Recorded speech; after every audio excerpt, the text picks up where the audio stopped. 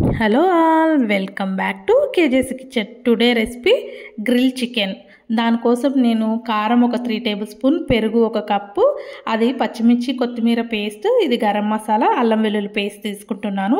ఆ గరం మసాలా నేను ఇంట్లోనే రెడీ చేసుకున్నాను. దానికోసము ధనియాలు ఒక 2 టేబుల్ స్పూన్లు, సోంపు ఒక 2 టేబుల్ స్పూన్లు, ఒక 1 టేబుల్ స్పూన్ సాజీరా, దాల్చిన చెక్క ముక్క ఒక 4, లవంగాలు 5 వేసుకున్నాను, నల్ల ఇలాచి ఒక 2 వేసుకున్నానండి. వేసుకొని దూరగా వేపుకోవాలి.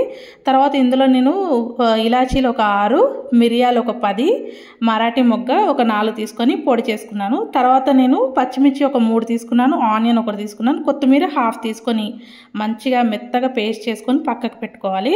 తర్వాత గరం మసాలా కూడా నేను పొడి చేసుకున్నాను కదా, అది 2 పక్కకు పెట్టేసుకున్నాను. నేను చికెను 1 కిలో తీసుకున్నానండి. మంచిగా కడిగి పెట్టుకున్నాను చికెను.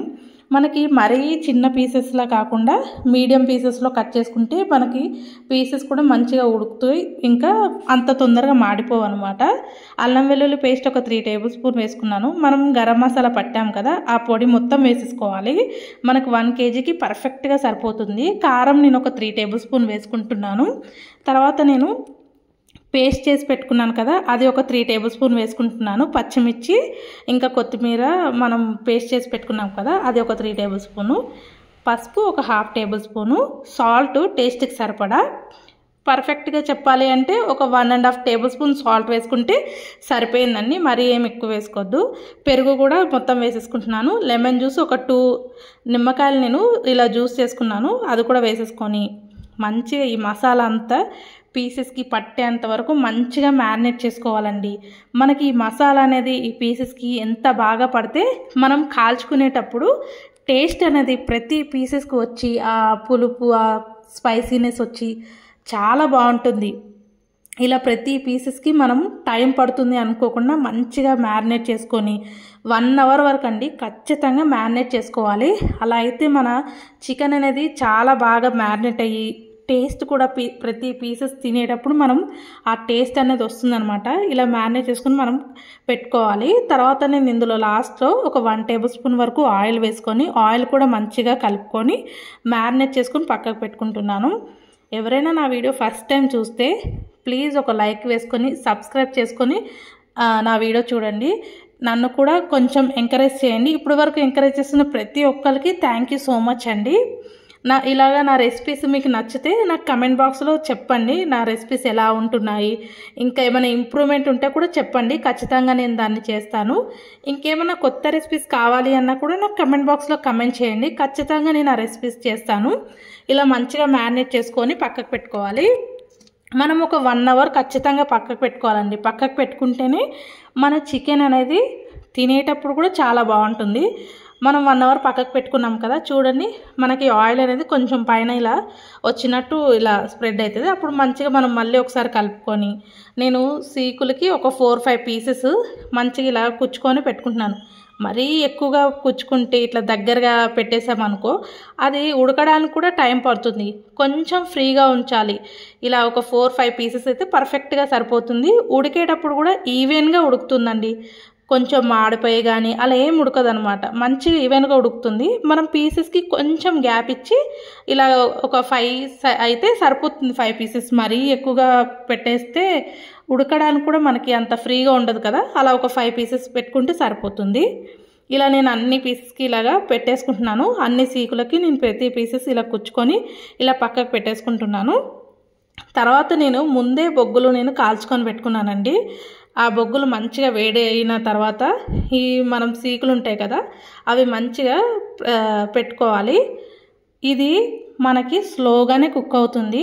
ఇది తొందరగా అయిపోవాలి అని చెప్పి మీరు కొంచెం ఇట్లా అయిపోవాలి అని గాలి అలా చేస్తే మంట వస్తుంది కదా, అలా వచ్చినప్పుడు మనకి ఒక సైడ్ మాడిపోయే ఛాన్సెస్ ఉంటాయి. దీన్ని ఒక సైడ్ కుక్ అయిన తర్వాతనే మనం ఇలా రొటేషన్ చేసుకుంటూ తిప్పుకుంటూ మనం ఆయిల్ అప్లై చేసుకుంటూ కుక్ అయితేనే మనకి ఈవెన్గా కుక్ అవుతుంది, మాడిపోకుండా ఉంటుంది. తినేటప్పుడు కూడా టేస్ట్ అనేది చాలా బాగుంటుందండి. ఎందుకంటే బొగ్గులు మనకి కుక్ అవుతలేదేమో అని ఒక డౌట్ వస్తుంది, కానీ ఖచ్చితంగా అండి చాలా బాగా కుక్ అయింది. చాలా బాగా ఎంజాయ్ చేసాం మేమైతే. మీరు కూడా కుక్ అవుతలేదు కదా అని ఇట్లా హడావిడిగా ఏం చేసేయకండి. మెల్లగా కుక్ అయినా కూడా చాలా బాగుందండి. పీస్ కూడా ప్రతి పీసెస్ మనం గ్రేవీ అన్నీ వేసుకున్నాం కదా, ఆ ప్రతి పీసెస్కి మంచిగా గ్రేవీ వచ్చిందండి. తినేటప్పుడు కూడా చాలా టేస్ట్ ఉందన్నమాట. తర్వాత నేను ఒక వన్ సైడ్ కుక్ అయిన తర్వాత ఇలా రివర్స్ తిప్పుకొని ఆయిల్ అప్లై చేస్తున్నాను.